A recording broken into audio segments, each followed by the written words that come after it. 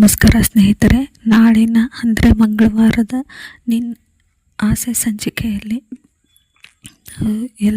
ಎಲ್ರಿಗೂ ಶಾಕ್ ಆಗಿರುತ್ತೆ, ನೋವಾಗಿರುತ್ತೆ. ರಂಗನಾಥ್ ಮನೆ ಬಿಟ್ಟು ಹೋಗಿರೋದು ನೋಡಿ, ಇವರಿಬ್ಬರು ಮತ್ತೆ ಜಗಳ ಆಡೋದು ನೋಡಿ ಶಾಂತಿಗೂ ಕೋಪ ಬರುತ್ತೆ. ನೀವು ಹೀಗೆ ಜಗಳ ಆಡಿನೇ ನನ್ನ ಗಂಡನ ಮನೆ ಬಿಟ್ಟು ಕಳಿಸಿದ್ದೀರ. ನಾನು ಸೌಭಾಗ್ಯದಿಂದ ಇರೋದು ನಿಮ್ಗೆ ಯಾರಿಗೂ ಇಷ್ಟ ಇಲ್ಲ ಅಂತ ಹೇಳಿ ತುಂಬ ಕೋಪ ಮಾಡ್ಕೊಂಡಿರ್ತಾಳೆ. ಮನೆಯವರೆಲ್ಲರೂ ಅಳ್ತಾ ಇರ್ತಾರೆ ಮನೋಜ್ ಒಬ್ಬನ ಬಿಟ್ಟು. ಈ ಕಡೆ ರೋಹಿಣಿ ಮನೋಜ ರೂಮಲ್ಲಿ ತುಂಬ ಕೋಪ ಮಾಡ್ಕೊಂಡು ಜಗಳ ಮಾಡ್ತಿರ್ತಾರೆ. ನೀನು ಕಾಲು ಕೂಡ ಸರಿ ಇಲ್ಲ ಅಂತ ರೋಹಿಣಿಗೆ ಹೇಳ್ಬಿಡ್ತಾನೆ. ರೋಹಿಣಿಗೆ ತುಂಬ ಶಾಕ್ ಆಗಿಬಿಡುತ್ತೆ. ಅಲ್ಲ ಮನೋಜ್, ನೀವು ಮಾಡಿರೋ ತಪ್ಪು ಕೆಲಸದಿಂದ ಇಷ್ಟೆಲ್ಲ ಆಗಿರೋದು. ಆರ್ಡರ್ ಕೊಡೋಕೆ ಬಂದವ್ರ ಜೊತೆ ಚೆನ್ನಾಗಿ ಮಾತಾಡಿದರೆ ಇವತ್ತು ನಮಗೆ ಈ ಪರಿಸ್ಥಿತಿ ಬರ್ತಾ ಇಲ್ಲ ಅಂತ ಹೇಳ್ತಾಳೆ.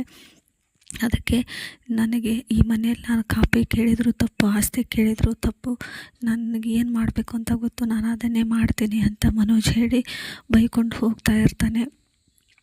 ಈ ಕಡೆ ಮೀನಾಗೆ ಅನುಮಾನ ಬರುತ್ತೆ. ಮಾವನ್ನ ಹುಡ್ಕೊಂಡು ಸೂರ್ಯ ರವಿ ಹೊರಗೆ ಹೋಗಿರ್ತಾರೆ. ಮೀನಾನು ಕೇಶವ ಅಂಕಲ್ ಮನೆಗೆ ಬರ್ತಾಳೆ. ಕೇಶವ ಅಂಕಲ್ ಮತ್ತು ಅವ್ರ ಮಗಳು ಊಟ ರೆಡಿ ಮಾಡಿಕೊಂಡು ಎಲ್ಲೋ ಹೊರಗೆ ಹೋಗ್ತಾ ಇರ್ತಾಳೆ. ಮೀನಾ ಇದ್ದವಳು, ಅಂಕಲ್ ಮಾವನ ಬಗ್ಗೆ ಏನಾದರೂ ಗೊತ್ತಾಯ್ತಾ ಅಂತ ಕೇಳ್ತಾಳೆ. ಅದಕ್ಕೆ ಕೇಶವ ಇದ್ದವರು, ಏನೂ ಗೊತ್ತಾಗಲಿಲ್ಲಮ್ಮ, ಗೊತ್ತಾದರೆ ಖಂಡಿತ ಹೇಳ್ತೀನಿ. ಏನೋ ಒಳ್ಳೆ ಕೆಲಸ ಆಗೋದಕ್ಕೆ ಅವನು ಹೋಗಿರ್ತಾನೆ, ಖಂಡಿತ ಬಂದೇ ಬರ್ತಾನೆ ಅಂತ ಹೇಳ್ತಾರೆ ಕೇಶವ್. ಆದರೂ ಮೀನಾಗೆ ಅನುಮಾನ ಇರುತ್ತೆ. ದಯವಿಟ್ಟು ಗೊತ್ತಿದ್ದರೆ ಹೇಳಿ ಅಂಕಲ್ ಅಂದ ತಕ್ಷಣವೇ ಅವಳಿಗೆ ಊಟದ ಬಾಕ್ಸ್ ಕಾಣುತ್ತೆ. ಹೌದು, ಇದು ಯಾರಿಗೆ ತೊಗೊಂಡು ಹೋಗ್ತಾ ಇದ್ದೀರಾ ಅನ್ನೋದ್ಕಿಂತ ಕೇಶವ ಮತ್ತು ಅವ್ರ ಮಗಳಿಬ್ಬರು ಶಾಕಲ್ಲಿ ಎತ್ಕೊಂಡಿರ್ತಾರೆ. ಅದೇ ಟೈಮ್ಗೆ ರಂಗನಾಥಿಂದ ಫೋನ್ ಬರುತ್ತೆ ಕೇಶವ್ಗೆ. ಅದನ್ನು ನೋಡಿ ಮೀನಾ ಶಾಕ್ ಆಗಿ ಹಾಗೆ ನಿಲ್ತಾಳೆ.